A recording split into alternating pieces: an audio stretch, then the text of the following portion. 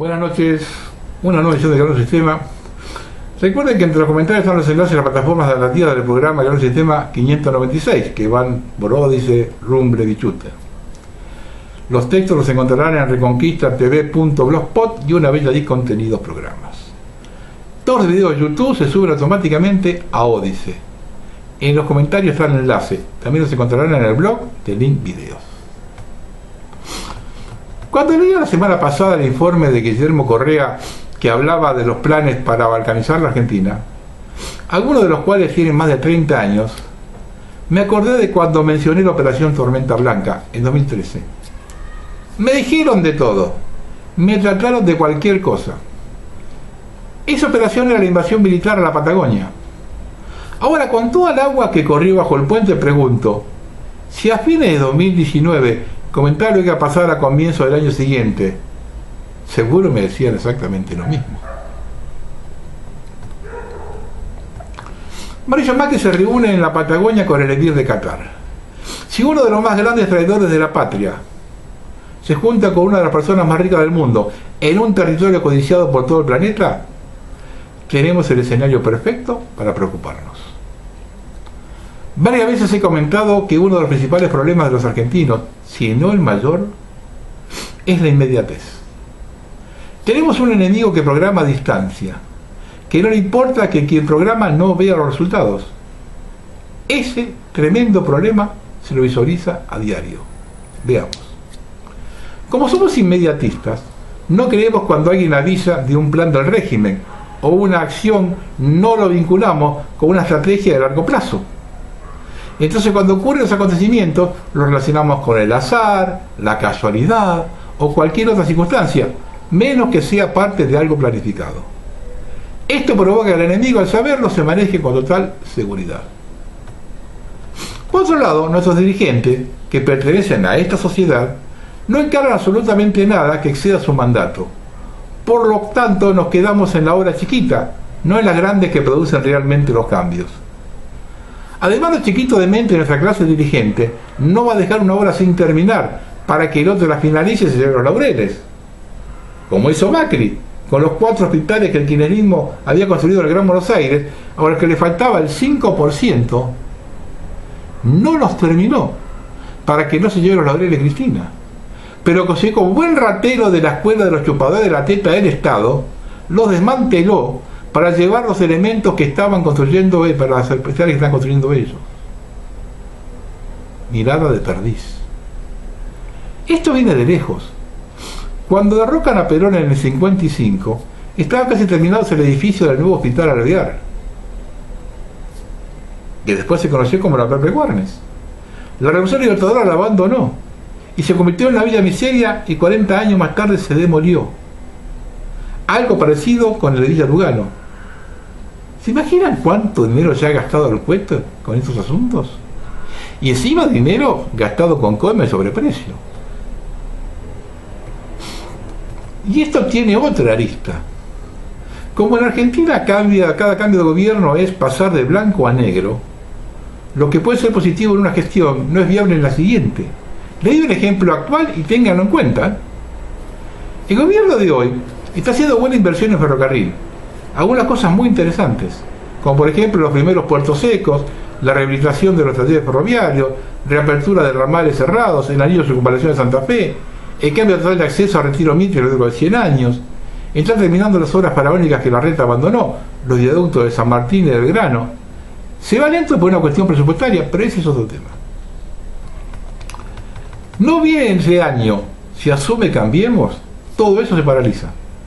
Y lo que es peor, es probable que se retroceda, volviendo a cerrarlos. La ex gobernadora Vidal levantó varios servicios ferroviarios en la provincia. Ellos viajan en helicóptero. Y la grieta está en todas partes. Uno ve los comentarios en los sitios ferroviarios de los que critican las tarifas ferroviarias o lo que demora el tren de larga distancia. Y lo hacen con saña, acusando a todos de inútiles. Miren, si el tren antes demoraba 10 horas de Córdoba y ahora el doble, se lo deben al Sogaray, que le copó el gobierno a Menem y le hizo cerrar todos los ramales. Para los más jóvenes, Álvaro Alzogaray era el prototipo del político liberal que vivió atacando al Estado y era un farsante. Cuando citaba la privatización de los servicios públicos, el caballito de batalla era que había que terminar con los monopolios del Estado. ¿Y cómo terminó? Cada empresa monopólica se dividió en cada empresa monopólica pública se dividió en 2 empresas monopólicas privadas. Ese es el liberalismo argentino. Le explico a los jóvenes cómo se mueve esta gente. Hay que saberlo, ya que están al acecho nuevamente. La primera empresa que se privatiza es Entel, teléfonos. La primera que firmaba era Telefónica. Y el día acordado no lo quiso hacer hasta que accedieron a sus condiciones. Y escuchen detenidamente cuáles eran. Que les pasen la facturación del último bimestre de Entel. Es decir, cobrar por un servicio que no prestaron. Se lo otorgaron, pero no lo aceptaron. La querían completa, es decir, con los impuestos. Único en la galaxia. Se lo dieron.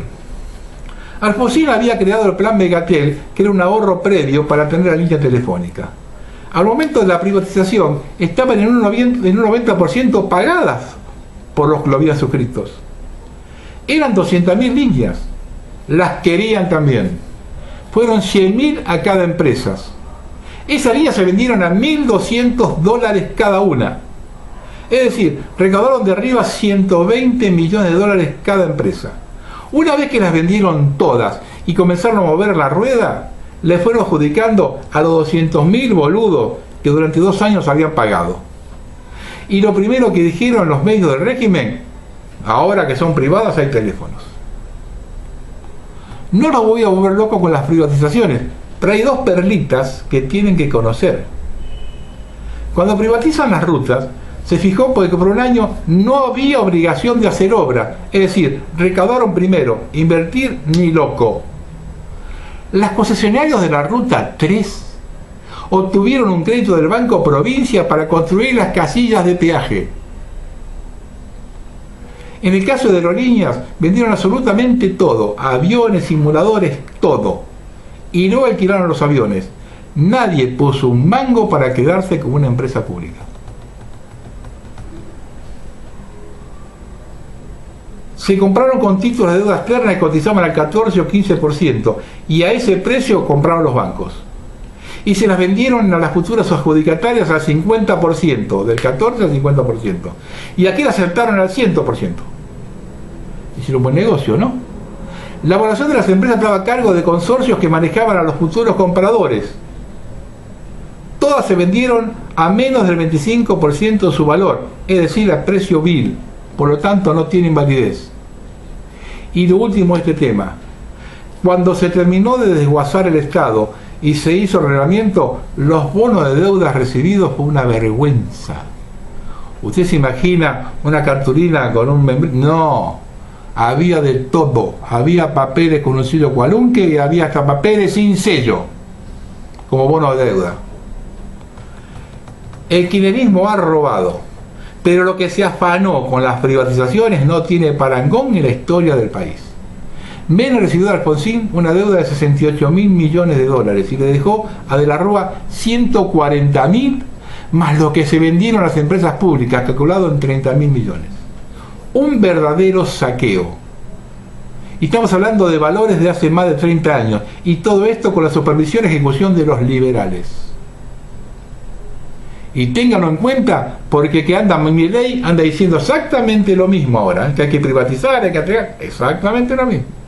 Se vieron los nuevos negocios, se vencen las concesiones y se vieron los nuevos negocios. Muchas veces cuando me refiero a la gente de Cambiemos, los nombro junto por el cargo, y esto se confirma todos los días. Halcones carroñando carritos. Una vez más se confirma la naturaleza de los supuestos halcones liberales, carroñeros de carguitos en el Estado.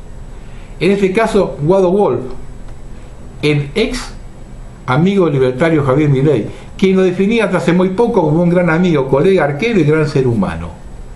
La reta lo sumó a los carguitos Silvio Lopenato en la Secretaría Consultiva de Género, Guado Wolf en la Secretaría de Asuntos Políticos, Martín Redrado en la Secretaría de Asuntos Estratégicos.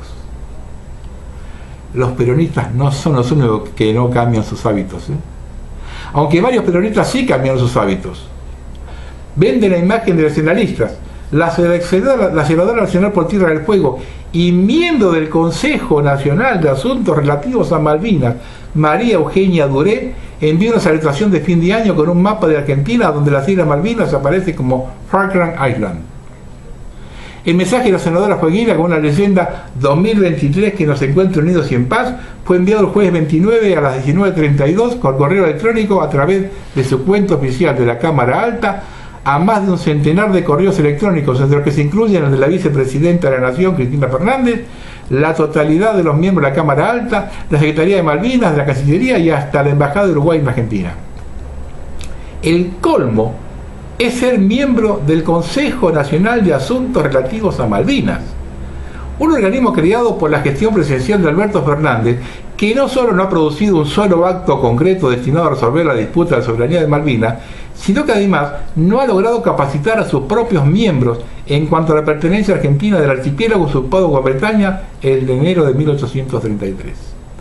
La senadora que es impulsora, escuchen este detalle, la senadora que es impulsora de la Ley Nacional 27671, que obliga a las personas que trabajan en la función pública nacional recibir una capacitación obligatoria, periódica y permanente sobre la cuestión de las Islas Malvinas, no puede ni siquiera capacitarse a sí misma y a sus asesores en la identificación argentina y soberanía de las Islas Malvinas. Una vergüenza nacional que pone en evidencia la falta de compromiso profundo por una causa nacional y sudamericana cuya ofrenda colonial hace poco cumplió 190 años.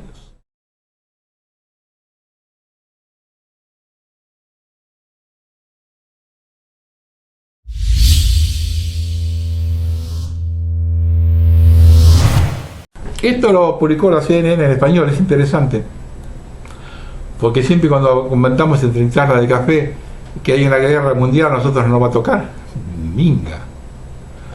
Una nueva asociación de seguridad trilateral reforzada entre Australia, Reino Unido y Estados Unidos, AUKUS, contracción de Australia, United Kingdom y United States.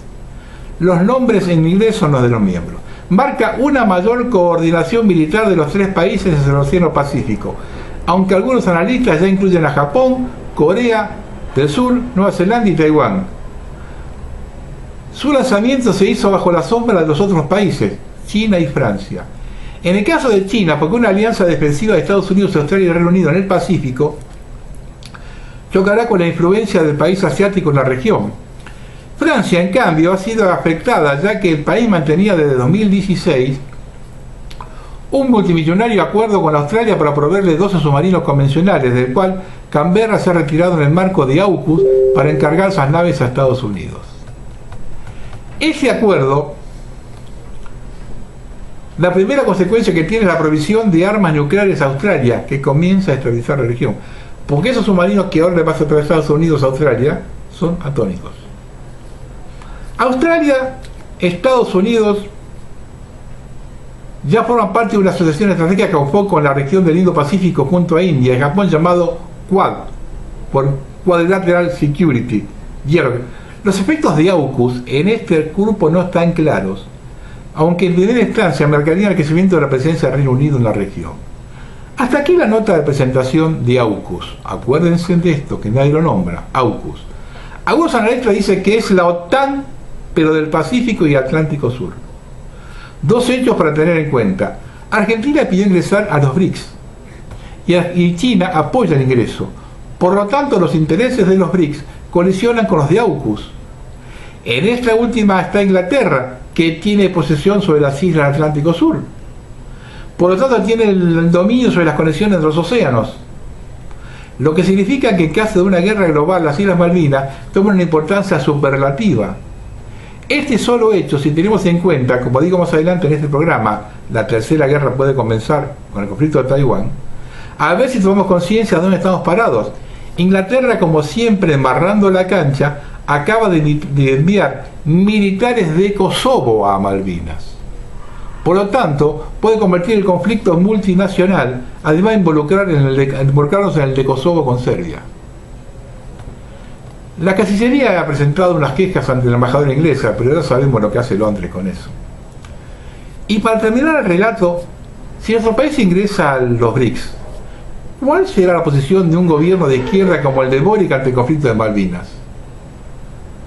Allí nos sacaremos la duda de la versión oficial del gobierno de Pinochet por la traición de 1982, o si realmente es una política de Estado de Chile. De ser esto último, relean lo que dijo el comandante Correa en el programa anterior y vayan desempolvando Tormenta Blanca.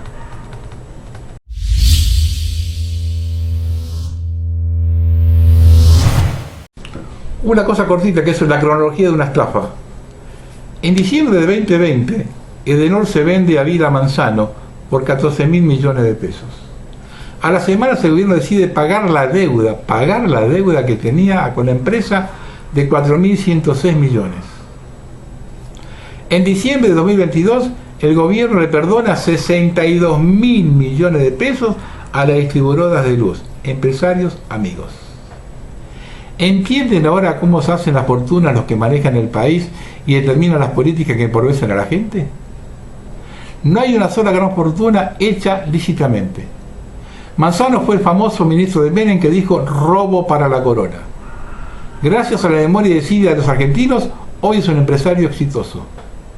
Y Alberto Fernández con esto se está consolidando como un infame traidor a la patria.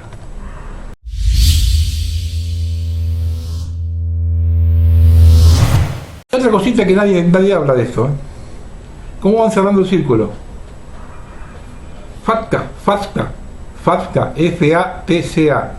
La Ley de Cumplimiento Tributario de Cuentas Extranjeras, conocida principalmente por sus siglas en inglés FATCA, es una ley de Estados Unidos aprobada por el Congreso de 2010 y firmada por el presidente Barack Obama. Entró en vigor el año 2013. Es una nueva ley que ayuda a contrarrestar la evasión fiscal en los Estados Unidos. En un paso más hacia la transparencia financiera para nuestro país, finalmente se publicó el acuerdo de entendimiento entre Argentina y Estados Unidos con objeto de implementar el acuerdo FATCA de intercambio de información. El acuerdo obliga a las entidades financieras extranjeras a reportar información de cuentas financieras o de inversión de residentes o ciudadanos personas físicas americanos. Pero el acuerdo no es recíproco. Esto es, que Estados Unidos recibe siempre información, pero la restante jurisdicción participante puede o no recibir información. Sí, nosotros tenemos obligación de entregar información a Estados Unidos, ellos no tienen obligación de entregarnos a nosotros. Esto es lo que firman los dirigentes argentinos, cualquiera que sea. Hoy está Fernández, Cristina lo firmaba, Macri lo firmaba, Duarte lo firmaba, cualquiera lo firmaba. Esto firma la dirigencia argentina. Este acuerdo rige a partir del 1 de enero de 2024.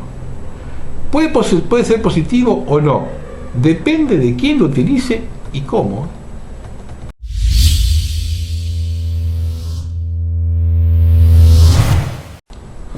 Una de las grandes, geniales campañas del régimen global fue exaltar el pacifismo de Gandhi, al punto de convencer a buena parte del planeta que esa vía era posible para derrocar un régimen opresor. Gandhi no venció jamás ninguna dictadura. Se sostiene que el pacifismo y la desobediencia civil ha sido la solución en cuanto a que Gandhi, de esa manera, habría derrotado la dictadura británica.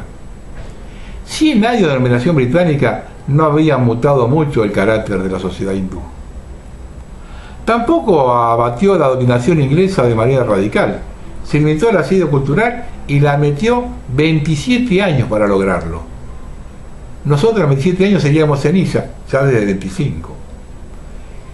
Inició su acción en los años 20 y sí llegó a su independencia en 1947 con el Indian Independence Act, que fue gracias al final de la guerra y no por las buenas palabras.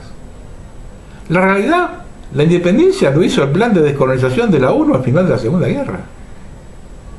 Aún así Gandhi no tuvo lo que quería, ya que los hábiles piratas hicieron hacer dos estados distintos, India y Pakistán. De ese odio construido a relojería, terminaría la víctima él mismo, asesinado por un extremista hindú en 1948, su propia gente.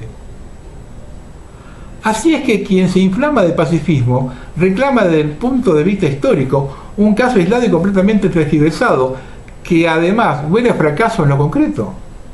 A la Segunda Guerra fueron los hindúes gandhistas, que en teoría eran los de la corriente pacifista. Los violentos pakistaníes parece que fueron más inteligentes y no se pusieron en fila para hacerse matar por la corona. El pacifismo es un delirio psicótico. La realidad está hecha de guerras, violencia y brutalidad. Negarlo equivale a construirse un mundo imaginario y ser objetivamente un demente. Se dice que en psicología este mecanismo se llama formación reactiva y es el proceso por el cual nuestro cerebro se protege de estímulos particularmente conflictivos o dolorosos, actuando una respuesta opuesta. Disculpen los hijos de Freud, pero acá se introduce una dinámica mucho más simple, la realidad y la historia. Presentan la violencia. Querer eliminarla con la no violencia equivale a pretender derrotar un dragón lanzando maldiciones. Un delirio de ribetes cuasi fantásticos o mágicos. Evadir la realidad es una respuesta desesperada para aquellos que no son capaces o de aceptarla o de responder. La respuesta de una dictadura no puede ser un delirio psicótico en nombre de una cosa de que jamás existió, como la paz. Si alguno se siente superior porque responde a la dictadura con pancartas, está sustancialmente legitimando a la dictadura a discriminarlo. Un ladrón haría bien en robar en casa de uno que piensa en impedírselo leyéndole el Código Penal mientras el otro llena la bolsa. Conclusión: la respuesta pacífica es una respuesta insensata del punto de vista histórico, psicológico y social. Jamás una dictadura fue derrotada por la no violencia. Millones de hojas de libros de historias lo prueban. La dominación británica fue vencida por consenso popular después de la Segunda Guerra y por condiciones y acatamientos geopolíticos precisos.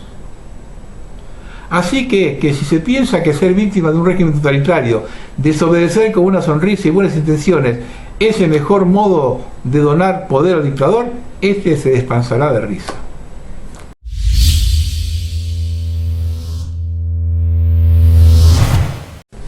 Esto lo publicó The Candle. En 2019 se produjo el asesinato con drones estadounidenses del comandante iraní Soleimani. Según nueva información, es posible que el ataque no estuviera vinculado solo a cuestiones de Oriente Medio, sino también y sobre todo al hecho de que Soleimani había cruzado una línea roja infranqueable en Estados Unidos. Política exterior. Violó la doctrina Monroe al organizar el entrenamiento de las unidades de defensa popular de Venezuela y la producción de drones en Venezuela en 2019, año del intento de cambio del régimen contra Maduro, ahora ya convertido en el alma del partido en mitines de líderes anglosajones y europeos. Ya Maduro es parte de ellos. Ahora ya al otro, el salame que tenía al lado, Guaidó, ya lo sacaron del sistema. Ahora ya arreglando con Maduro. Pero en aquel tiempo en aquel tiempo estaba toda la ficha contra Maduro. Para dar crédito a esto, hay una visita secreta de Soleimani a Caracas en 2019, que se dio a luz solo 2 años después. A tener en cuenta esto, todo esto hay que tenerlo en cuenta cuando se empiezan a producir hechos acá.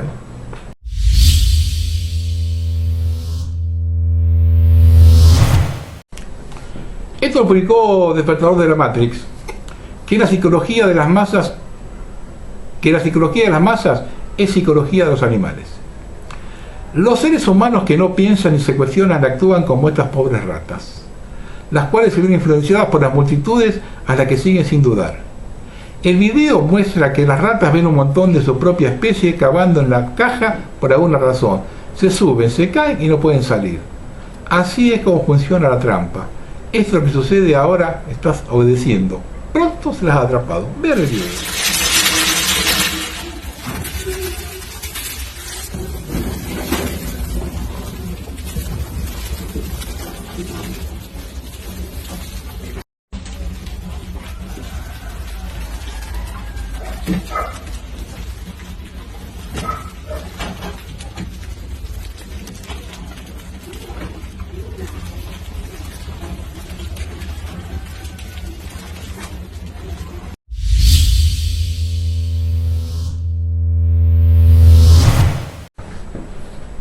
Esto publicó La Reforma. El gobierno oficializó la creación de un nuevo cargo en el Ministerio de Relaciones Exteriores. Es un increíble este cargo. Se trata de un puesto vinculado a la política exterior feminista, de que estará a cargo María Cristina Perceval, quien hasta hace poco era el número 2 del Ministerio de Mujeres, Géneros y Diversidad. La creación del cargo fue oficializada por el gobierno en el primer boletín oficial del año y la tarea de Perceval será de extender temas vinculados a política exterior feministas del país. Además se describe el puesto como representante especial para la política feminista. Está Soros acá atrás, ¿no? ¿Esto lo firmó Fernández o Soros? Para la creación de este cargo, el gobierno tuvo que modificar la distribución del presupuesto de Administración Nacional. Perceval renunció el 1 de diciembre a la Secretaría de Políticas de Igualdad y Diversidad del Ministerio de Mujeres, Género y Diversidad, que actualmente se encuentra bajo el ala de Ayelén Macina. Perceval incluso había sido una de las opciones para reemplazar a Isabel Gómez Alcorta en el Ministerio de las Mujeres, pero el gobierno finalmente se dio por Macina. La propia Gómez Alcorta había sido quien le pidió en 2021 para integrar el Ministerio de las Mujeres, al elogiar su carrera marcada por la defensa de los derechos de las mujeres y el compromiso de la igualdad y la erradicación de las violencias por motivo de género. Oriunda de Mendoza, Marina Perceval ocupó los siguientes cargos: representante permanente de Argentina ante las Naciones Unidas, subsecretaria de Derechos Humanos de la Nación, subsecretaria de Políticas de Cooperación Internacional del Ministerio de Educación de la Nación. ¿Semejante cargo? Estos, en vez de sacar el presupuesto y bajar, no, más y más.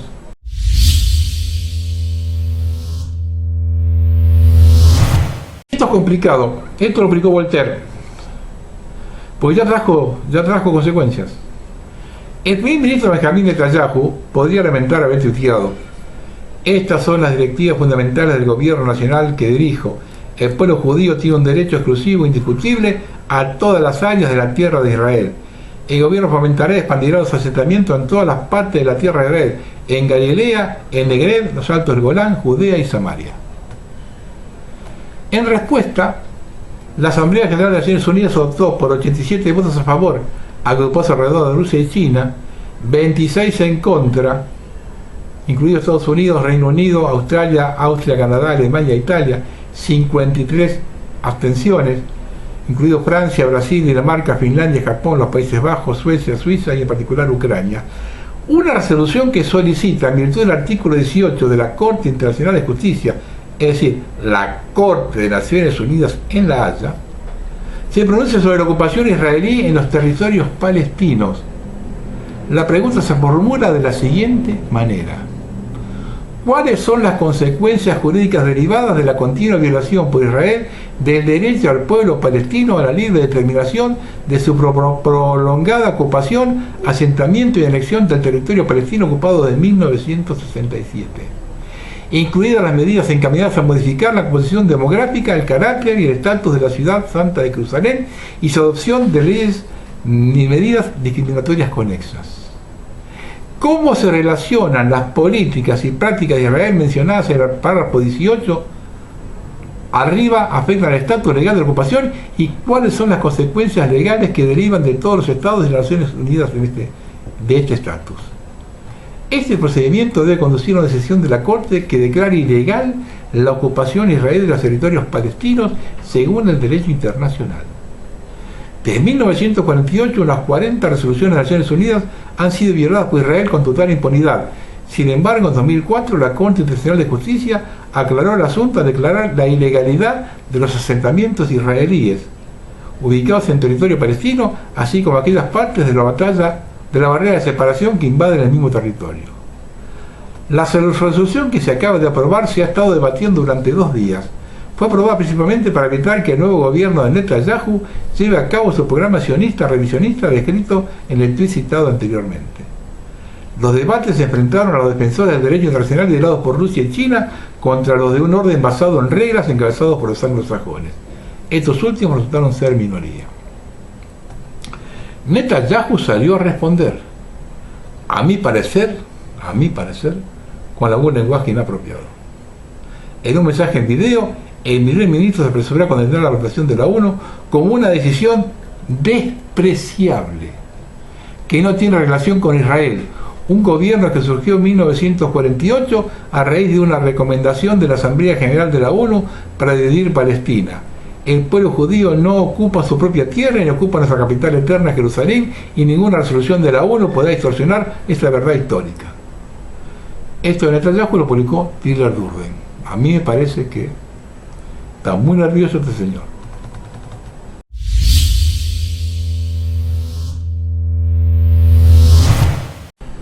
En las primeras horas de este jueves, varios puntos de Sinaloa, en México, quedaron paralizados ante una ola de violencia que inició a partir de la captura de Ovidio Guzmán López, de 32 años, hijo de Joaquín, el Chapo Guzmán, líder del cartel de Sinaloa. El gobierno de Culiacán decidió suspender actividades y el secretario de Seguridad Pública de Sinaloa, Cristóbal Castañeda, pidió a los habitantes resguardarse. Pacientes vieron cancelados sus citas y exámenes médicos, las escuelas cerraron sus puertas en Culiacán, mientras las autoridades anunciaron la suspensión de todas las actividades educativas y llamó a los maestros y personal administrativo a resguardarse y evitar traslados de un municipio a otro. En el aeropuerto internacional de Culiacán se reportó la presencia de sujetos armados dentro de la zona de espera de pasajeros y taquillas. A través de redes sociales se ve a trabajadores del aeropuerto buscar refugio ante la entrada de los hombres vestidos de negro. Al mismo tiempo se reportaron disparos en la zona de despegue y aterrizaje de los aviones, en especial contra una aeronave de la Secretaría de Defensa Nacional. En redes se difundió un video en el cual pasajeros a bordo de uno de los aviones tiraron al piso de la aeronave y se ocultaron entre los asientos el sonido de la ráfaga de balas. Momentos después el despliegue fue abortado. Se detectaron impactos de balas en el fuselaje. Se suspendieron vuelos en ese aeropuerto y en otros cercanos.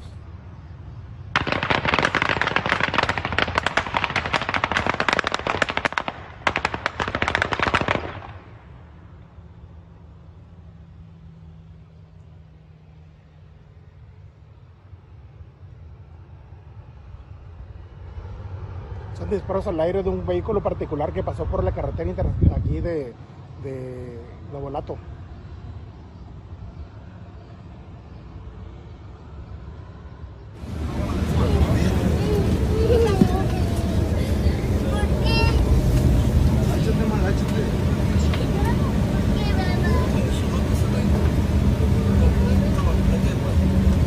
¿Qué pasó? ¿Qué pasó?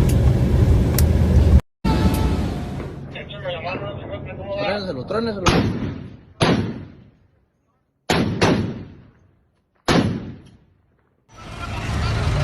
No vengo.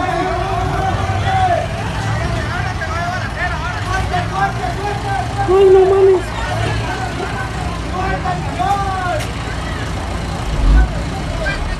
Esto ya lo comenté. Hace cerca de 30 años, el periodista Bernardo Neustadt entrevistó a un experto en narcotráfico de Colombia. Luego de recorrer Argentina durante una semana, dijo al aire este colombiano: hace 25 años estábamos como ustedes ahora. Yo pregunto, ¿cómo estamos ahora? Gravísima amenaza narco en Rosario. Balearon la puerta de un multimedio y advirtieron que van a matar un policía todos los días.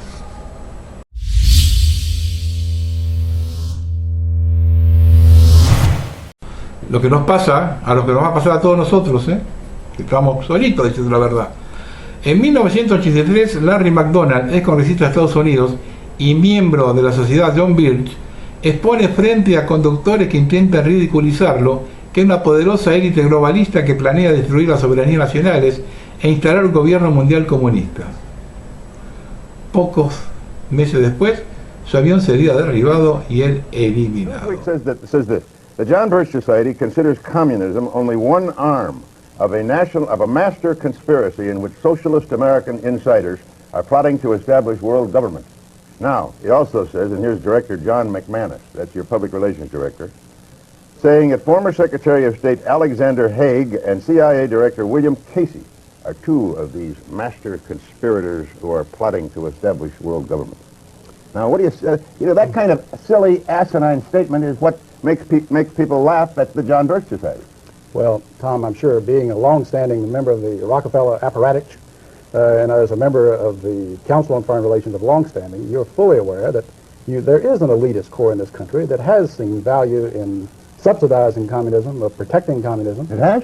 Sure. You're accusing me of subsidizing communism? No, I'm saying because that I happen to belong to a there is an elite core. study group? No, wait a minute. there is an elite corps in this country that has dominated American society. Well, I'm not one of Well, them. let me finish. Trilateral Commission. The Trilateral Commission, Council on Foreign Relations. State Here's a Department, I group- suppose? Well, let's face it, they've dominated the State Department for 40 years, and pretty much openly Right, so. but what are they trying to do? Well, their Congressman? objective is to try to bring about a gradual transition in our society, a dissolving of sovereignty, and a moving steadily to the left on the political spectrum. Well, who With are the they? belief, the elitist groups that I mentioned, particularly key individuals and policymakers in the Is Council the on Foreign International Relations. Monetary Fund part of this? Well, I would say the International Monetary Fund has certainly been set up for the purpose of facilitating that transfer of sovereignty and transfer of wealth on the road. All right, we from elected something- Mr. Let me Conservative. just finish the All right. point, because otherwise we're going to have a lot of unanswered questions. That you are looking at a group that has worked to bring about a dissolution of national sovereignties on the road to world government. And certainly you're familiar with local Professor Carroll Quigley, who has been part of your club, in which he admitted all this. And he said in his book, Tragedy and Hope, the only thing I disagree is that we've worked to keep it a secret.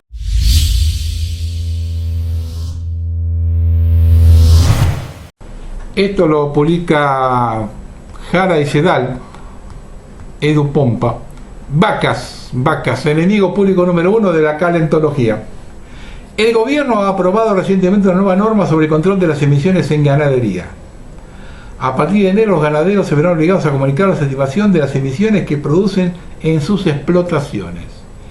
El Consejo de Ministros aprobó el martes pasado el Real Decreto que regula el registro general de las mejores técnicas disponibles en explotaciones ganaderas, así como soporte para el cálculo, seguimiento y notificación en las emisiones de ganadería.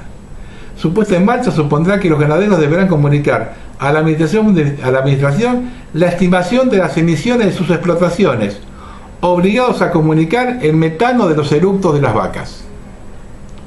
Según explica el Ministerio de Agricultura, Pesca y Alimentación en su web, la cría de animales puede tener un impacto en el medio ambiente debido a la posible contaminación del agua superficial y subterránea, del aire, fundamentalmente con amoníaco, aerosoles o microorganismos, los residuos de medicamentos veterinarios generados en el agua o el suelo y bien los genes de defecto invernadero que se producen. Por todo ello, la norma, que entrará en vigor el 2 de enero de 2023, establece el contenido mínimo de la información que los ganaderos deberán comunicar en cuanto a la estimación de las emisiones de ganado, entre las que se incluyen los gases fruto del complejo sistema digestivo de algunos animales, como las vacas, es decir, el metano de sus eructos. Para facilitar esta tarea, el Ministerio de Agricultura, Pesca y Alimentación ha puesto a disposición de los ganaderos la herramienta EcoGAN, un sistema informatizado de intercambio de información. EcoGAN permitirá además conocer el grado de implantación de las mejores técnicas disponibles en las granjas españolas y posibilitará que el efecto de la reducción de emisiones derivado de la aplicación de dichas técnicas se refleje en los informes que actualmente publica el Sistema Español de Inventario, con validez comunitaria e internacional. La declaración de las mejores técnicas disponibles aplicadas en la explotación ganadera deberá notificarse en la autoridad competente en la comunidad autónoma correspondiente a través del formato establecido. Yo quisiera saber si algún día le imponen esto a los ganaderos de la Argentina, ¿qué van a hacer?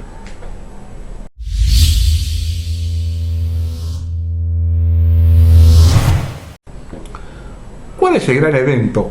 Aunque pasando por alto, algo sucederá en 2023. Una gran predicción desagradable para 2023. En octubre, el presidente chino Xi Jinping completó con éxito un informe para el 20º Congreso Nacional del Partido Comunista. Salió del Congreso del Partido Comunista Histórico tercer mandato de 5 años como secretario general del partido, presidente de la Comisión Militar Central. Este resultado elevó allí al aire exaltado de Mao. Él es emperador de por vida. El evento también subrayó la posición del Partido Comunista de que la unificación de Taiwán es un requisito natural para lograr el rejuvenecimiento de la nación china. Xi y el Partido Comunista ven a Taiwán como un asunto pendiente de Mao. El día de Navidad, poco después de que Santa Claus atravesara el mundo, China envió 71 aviones de combate y 7 barcos cerca de Taiwán. Muchos de estos aviones de combate cruzaron la línea media, el estrecho de Taiwán. El ejército taiwanés contó 47 aviones que violaron la línea fronteriza de facto. El caso ver en este caso fue que el presidente Biden firmó la Ley de Autorización de Defensa Natural de 2023, que incluye 10.000 millones en asistencia militar a Taiwán. Una reacción similar se desencadenó durante el verano tras una visita a Taiwán de la presidenta de la Cámara de Representantes, Nancy Pelosi. Casi al mismo tiempo de la visita de Pelosi, se llevaron a cabo juegos de guerra simulados en una invasión china de Taiwán en el Centro de Estudios Estratégicos Internacionales. Los resultados fueron sombríos tanto para China como para Estados Unidos. Ciertamente una invasión de Taiwán a través del ejército de Taiwán por parte del Ejército Popular de Liberación de China parece improbable, pero también lo hicieron los tanques rusos que cruzaron la frontera de Ucrania hasta momentos antes de que sucediera. Según J.P. Morgan, mientras que el mundo tiene escasez de productos básicos, no se han dado cuenta de que China ha comenzado a almacenar productos básicos desde 2019 y actualmente posee el 80% de los inventarios mundiales de cobre, el 70% de maíz, el 51% de trigo, el 46% de soja, el 70% del petróleo crudo y más del 20% de los inventarios mundiales de aluminio. ¿Por qué simplemente? ¿Por qué China está acumulando cantidades tan masivas de productos básicos? Al mismo tiempo, las sanciones de Estados Unidos a Rusia tuvieron una consecuencia no deseada de obligar a China y Rusia a cooperar estratégicamente. Todo el año Rusia ha estado vendiendo petróleo a China a cambio de yuanes. Además, allí se reunió recientemente en Arabia Saudita con el príncipe heredero Mohammed bin Salman y otros líderes del Golfo. En un desafío directo del petrodólar, Xi comenzó que China trabajará para comprar el petróleo y gas a las naciones árabes en yuanes. ¿Qué hacer con todo esto? Se está liberando una guerra económica. El escenario geopolítico se está preparando para la próxima etapa de la Tercera Guerra Mundial, en el Teatro del Pacífico. Con toda modestia y pleno conocimiento de las limitaciones del pensamiento abstracto, esta es nuestra gran y desagradable predicción para el año nuevo. Esperar lo inesperado. China invadirá Taiwán. Esto pondrá una antorcha a todas las demás predicciones de 2023.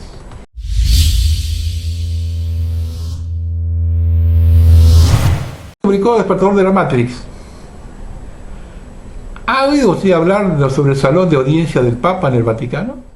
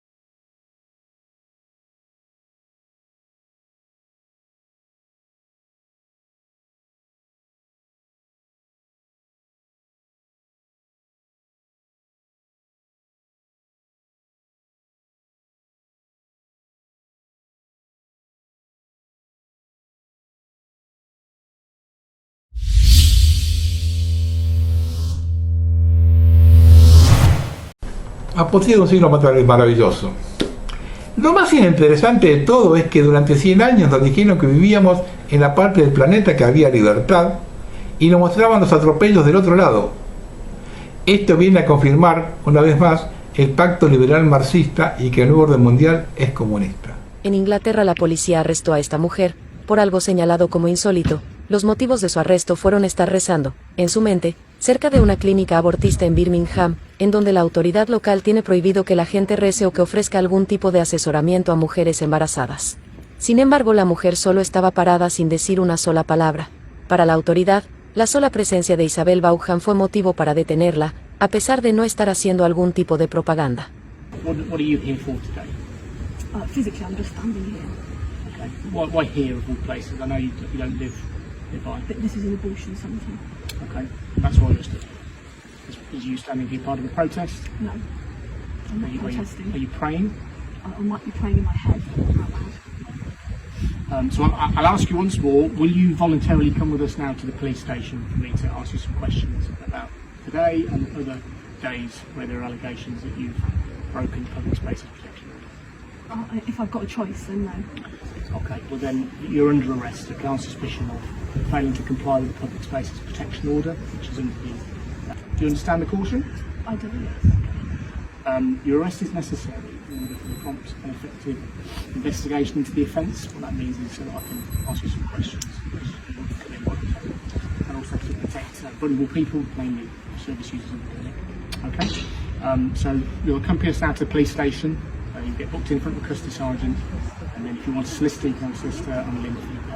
Por su parte, Isabel señaló, es una incorrección aberrante que la policía me detuviera, me llevara a los calabozos, me registrara y me humillara simplemente por rezar en la intimidad de mi propia mente.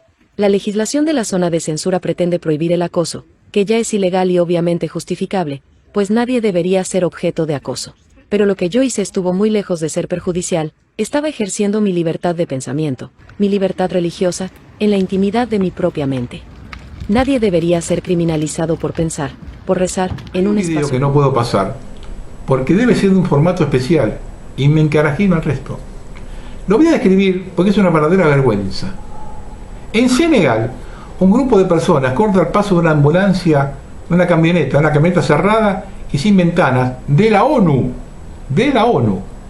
Comienzan a presionar sobre las puertas para abrirla. Cuando lo logran, encuentran dentro una veintena de niños de 1 a 10 años en una camioneta de la ONU.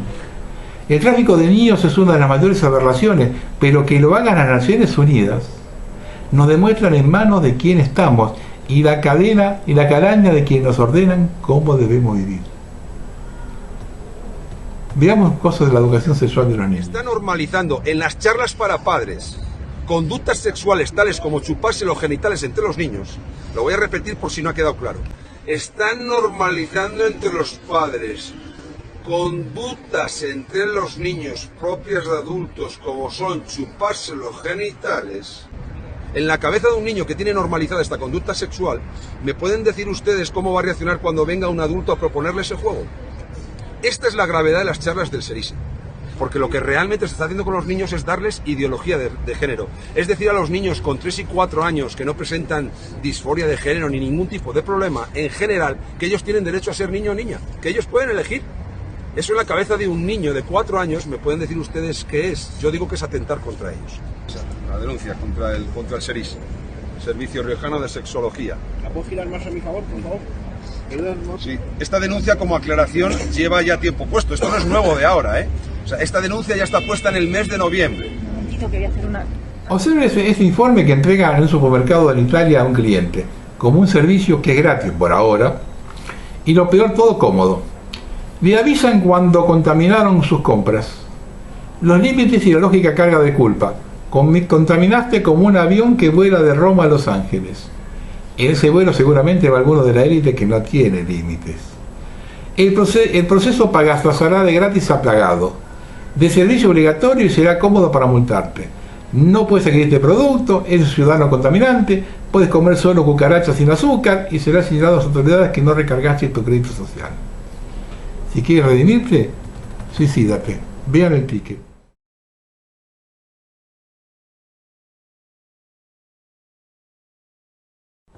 Inglaterra, país que siempre vendió la democracia y la libertad.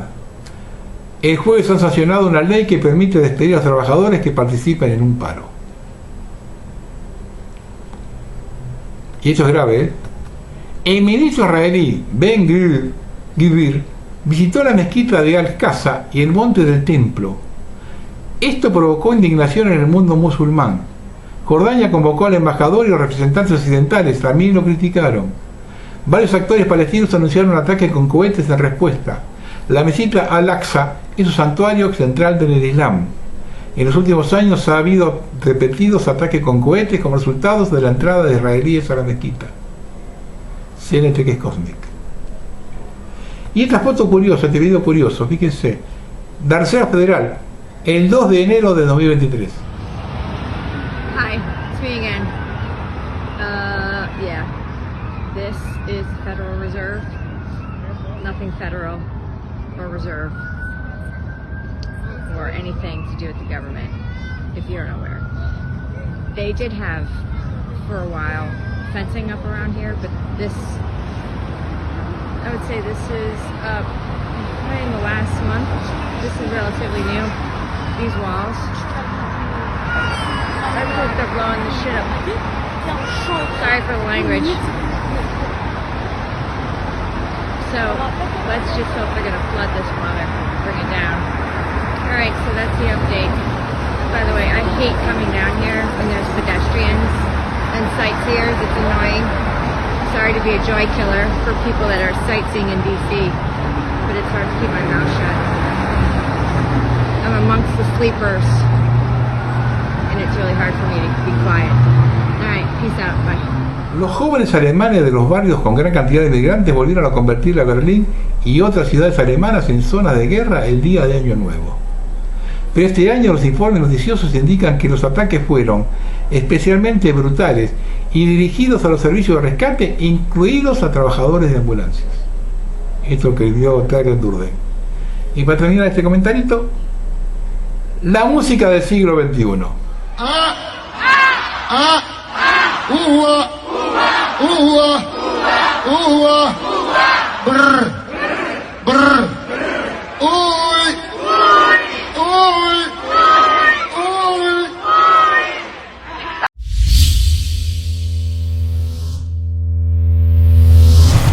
Vamos a terminar. Hay que comenzar a aclarar las cosas. Estamos casi en el cuarto del siglo XXI y no se puede seguir pensando como en el XX. Si invertimos los roles, si en Jerusalén digo que voy a liberar a los cristianos desde allí, me meten preso por antisemita.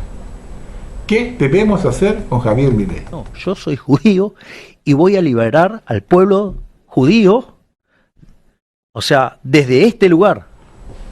Varias veces me comentaron que le pego mucho a Cambiemos. El motivo se cae de Maduro. Este año, gracias a la grieta y la memoria de los argentinos, van a asumir nuevamente. Por eso hay que avisar a quién van a votar. No hacerlo en 2024 con el diario del lunes. Con este caso del hackeo al celular de Alessandro, se mostraron tal cual son. Hacen hincapié, lloran por los pasillos, y por el espionaje ilegal. Dos cosas al respecto. Que el espionaje sea ilegal, plausible de investigación y condena, no quita la veracidad de los hechos que están en los chats. No pueden hacerse lo desentendido, mirar hacia otro lado, porque lo que está saliendo a la luz es gravísimo. Y lo otro es la hipocresía total. Se quejan del espionaje cuando su jefe partidario, Mauricio Macri, lo tenía entre sus deportes favoritos. No olvidemos que en 2015 asume como presidente procesado por espionaje, una causa que no era fabricada, sino que fue demostrado a todos los que espió, incluso a su familia. Causa que se cayó un mes después por obra y gracia de lo que llaman la justicia de los milagros en Argentina. Estoy cansado de decir que puede haber variantes políticas de un extremo a otro en el circo armado por el régimen. Tronco es uno solo. Los dirigentes de la Argentina tienen más cosas en común que divergencias. En las cosas pequeñas no coinciden. En la gran línea del régimen lo hacen todo 100%.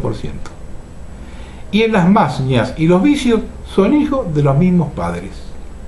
Y para actuar y moverse en contra de los intereses nacionales, hacen cola y de pie y todos juntos, mezclados. Y no toman conciencia de las consecuencias que va a causar la crisis.